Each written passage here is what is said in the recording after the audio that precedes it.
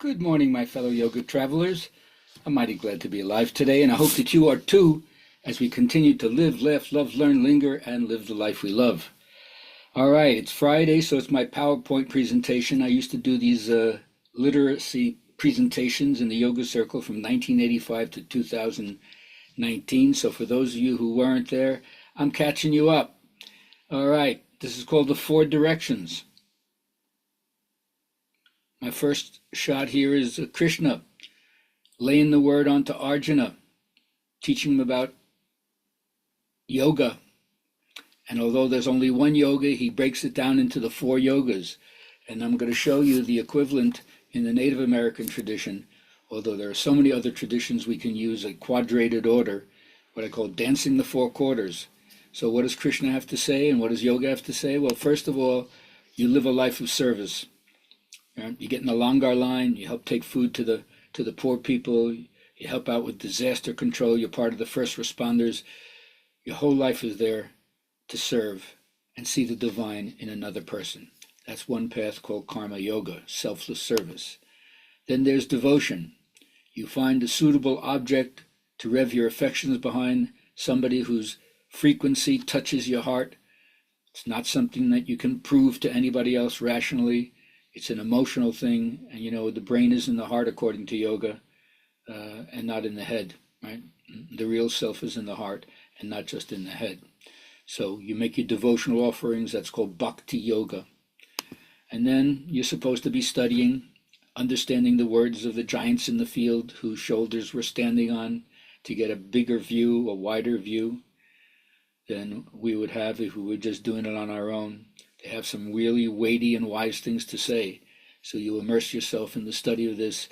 And again, not just academically, transformation isn't a spectator sport, right? We say don't make friends with an elephant trainer unless you have room for an elephant. So it's going to change you if you do this. And how do they suggest that you also do it in third? If it's not jnana yoga, the intellectual path, well, then the last one is you sit and you contemplate.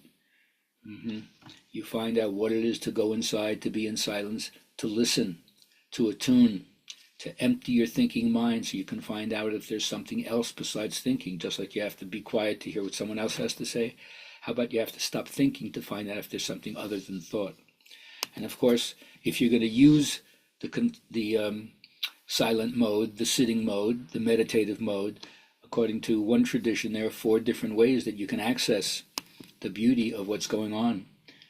One is called petition, that you ask spirit for stuff. It's not a sign of weakness or helplessness. It's the reciprocal relationship. Spirit wants you to come to it for help, but it's all self-centered, and that's fine. But that's not all. There's also intercession. Spirit wants you to put in the good word for other people, pray for other people, heal other people, be there for other people, intercede for other people. Yeah, you're here to interfere with the things that are unjust. So you feel for other people. That's another kind of prayer. And then there's also what's called adoration. That's the bhakti part. You find some attribute, some quality of the divine. It's unlimited, right? And you rev your affections behind that, and you just fall in love with the divine mystery, the divine beauty, the divine whatever it is. And then that's another form of prayer. And then the last one is the ultimate. It's called contemplation. That's where you give up the whole thinking mind. You give up the idea about gaining anything. It's just pure love, right? Spirit, just give me yourself. I don't care for any mundane gifts, success. I don't care if I'm rich. I don't care if I'm healthy. The important thing is I want you. I don't want any of the chump change, any of the sidetracks, any of the distractions, any of the powers that come along the way. I just want the pure essence of you to love. That's it. But in order to have this whole perspective, you got to be like Albert Einstein. He said we cannot solve our problems with the same thinking we used when we created them. We have to get into a completely different mindset. And so here I am going to shift away from yoga to show you that's the base. You can find it everywhere. And we're going to move to the Native American tradition. It's interesting how they viewed everything as a circle because of the seasonal changes. That life is a circle. Everything is built in the hoop. Everything is built in the round. And so it's called the Good Red Road. And there are different colors that different traditions use to symbolize this, but we're going to go with this one. So we start with spring. Everything is renewed. Life comes back again.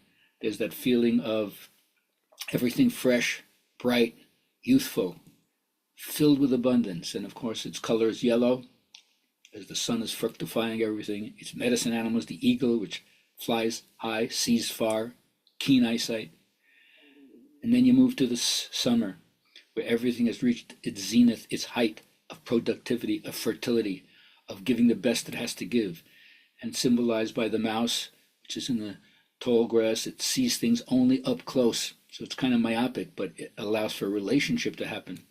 And its color, of course, is green. And love is what happens here, as symbolized by the newborn. And how cute this is. Oh my God, how can you not love that? But then you move into the fall, where now things are past their prime. The colors are changing. Its totem animal is the bear. It goes in and hibernates. It goes within. It empties itself into the dark. Black is the color there. And what happens when you're in that cave of introspection? They call it smoking mirrors. Do you see yourself reflected there correctly? Or is it a fragmented, broken image where you're not able to connect to what's going on at that level? So will you enter the cave? Find out what's going on when you're just one with the dark? And then you move to winter, the final part of the season. Things are cold. It's the north direction. And here's where you meet the ancestors and also go into the unknown. The medicine animal is the buffalo. Its color is white, and it represents the ultimate giveaway. Everything you have should be there as a gift, as an offering for the community. And if you learn to do that and give away everything, you enter the path of abundance. So all of us have the opportunity to be not just a fruit tree, but an orchard of plenty, of spiritual plenty to offer to everybody. All right, so that's my riff on the 4 directions. I hope you have a great day. And if we meet up again, that'll be wonderful.